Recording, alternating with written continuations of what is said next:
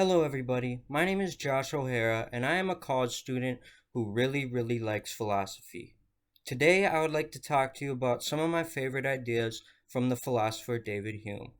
And just as a warning, at first his ideas will sound pretty counterintuitive, so I ask that you bear with me and keep an open mind throughout this video. Before we really begin, I would like to ask you a question. Have you ever stuck your hand in a fire or touched something really hot and did it burn?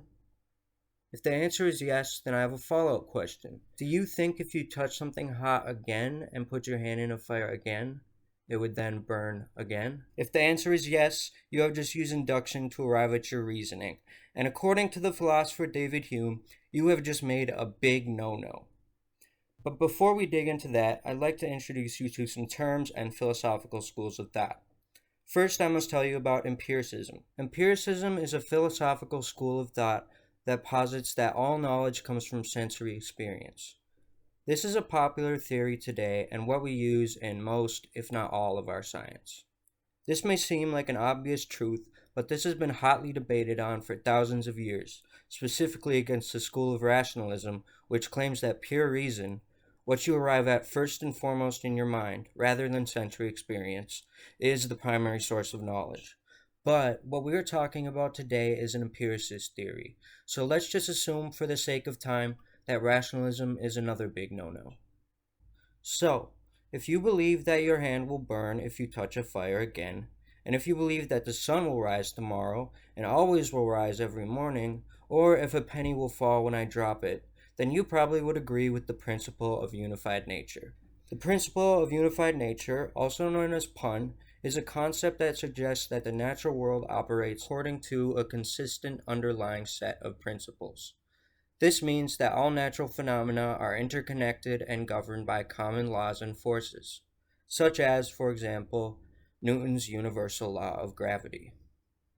Inductive reasoning is what we use to arrive at a principle of unified nature. Inductive reasoning posits that we can look to the past to make inferences and predictions about the future. But this is where Hume says you go wrong. It is not rational to believe that induction is reliable because its logic is circular. When you call upon induction, the argument you are making is that in the past, the future has seemingly followed what you have induced. But to make a claim about the future now, you are relying solely on the past. So you are using induction to justify induction, and you have no other reasoning to arrive at your conclusion. And thus, it is less foolproof than we would like to think it is. This is like if I asked you why an apple is red and you said it is red because it is red. Doesn't really work out. Therefore, Hume would argue that induction and the principle of unified nature is actually nonsense. He would tell you that you have no rational basis for thinking that nature follows a consistent set of rules that you can have knowledge of. And to be clear, he is not simply saying that you can't have certainty, he is making a fully fledged attack on human reasoning itself. Furthermore, this calls into question the very nature of cause and effect. The common understanding of cause and effect is that everything we can observe has a cause and that every cause is followed by an effect. But what if I told you that that too is nonsense?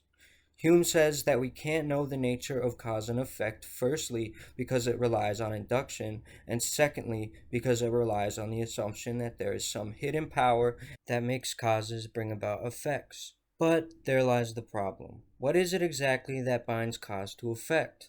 Can this be observed? Hume would argue that no, we cannot observe this. Therefore, it is not based on good empirical reasoning. To illustrate this, Hume uses the example of a billiard ball being pushed into another billiard ball. When we imagine a billiard ball hitting another, we confidently make the assumption that said billiard ball will cause the other billiard ball to move, and that this is based on the force in which the first billiard ball is pushed and the contact between them. But what exactly is it that makes force interact with said object in the way it does? How does the power of the billiard ball transfer its power into the other billiard ball? Hume would say that we don't know and we can't know because we are using unobservable laws to explain what binds cause and effect. We are making the assumption that there is some kind of hidden power that allows the transfer of cause to effect. But once again, this is where the problem lies. We can't know this hidden power. So not only is induction irrational, So is the idea of cause and effect. Hume says that what we are really seeing when we look at cause and effect is just regular correlations between objects, one thing regularly being followed by another. Hume calls this constant conjunction and says that this is what we are using to understand what we see as cause and effect. A key point to remember here is that Hume says that we have to see these things happen a series of times before we can say anything about its constant conjunction, which later might get him into some trouble. So, Hume's view on causation has remained a matter of contention to this very day. Philosophers in recent times have had some interesting things to say about the nature of cause and effect. One idea introduced an objection to Hume's definition of constant conjunction is that constant correlation is not specific enough to determine what things are really connected. For example, if I were a gambler and I kept having big wins every time my friend wore a red shirt, I might think that these two things are connected, when really the relationship is more likely to be purely coincidental. Furthermore, if I were to stick my hand in a fire and it burned, how would I know that this has any more correlation than the red shirt and my gambling wins? So, according to this objection, which is known as the problem of accidental generalization, perhaps we need to find a way to be more specific about the relationships between objects in constant conjunction. And unless you believe that all conjunction is always accidental, then therein lies a weakness in Hume's theory. Another issue that Humean scholars have brought up is the problem of singular connection. They say that if we take Hume's position that what we see when we think of cause and effect is really just a recognition of patterns, then how do we explain one-off events that we have not observed multiple instances of? If we can only build knowledge upon the patterns that we see, then how can we make sense of any singular events? For example, if I observed a lightning strike hit my house and start a fire, and I haven't seen a lightning bolt cause a fire before, then how could I explain this relying solely on patterns? It seems I would have to have some kind of general law that explains why a lightning strike, under certain conditions, causes something to start on fire, and why, in other conditions, it doesn't cause a fire. It seems that there is no obvious pattern that could explain why certain specific things happen the way that they do. Now, you could argue your way out of this, but your answer would probably be very convoluted, whereas a theory describing a general law necessarily causing things to happen would not have to rely solely on patterns. But regardless of this, Hume's theories are still very relevant in how we understand human reasoning. Hume would say that our proclivity for induction and our ideas on the nature of cause and effect are based on belief and our mental dispositions towards habit and custom, rather than any brute fact, and we are simply hardwired to see the world in this way and have these beliefs. Our reasoning, then, is mostly based on natural instinct, and it is a useful tool we use to interact with the world around us, but nothing more than that.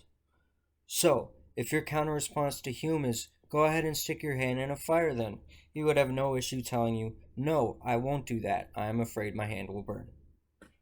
So, why does any of this matter? Why attack human reasoning if it brings no obvious practical change on how we interact with the world? Well, to answer that question, I want to ask, are you better than a dog? Are you better than any other animal?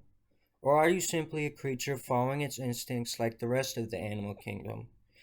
This has big implications for how we treat non-human animals around us, and it gives us some humility that we are in desperate need of as humans who love to believe that we are superior. Furthermore, it is always very important to be skeptical because being skeptical allows us to use proper caution when doing things like science and philosophy, and it establishes a bedrock from which we can build our knowledge from. And simply put, we need to know our place. Hume's theory carries a lot of explanatory power and pushes us to examine our psychology in order to understand why we see the world in the ways that we do. We can't adequately explain the world around us until we explain how we create a model of it in ourselves. So, in conclusion, we have learned that everything can be questioned, including the things we see as obvious and basic facts. Human reasoning, like everything else, is fallible, and it's good to remember that. If you would like to learn more about Hume and get this information from the source, I'll provide a link in the description that brings you to some of Hume's texts. I also am including a quiz in the description, and I ask that you please give it a try, as it can help you solidify your learning and let me know how I did in teaching the material. Thanks. Goodbye.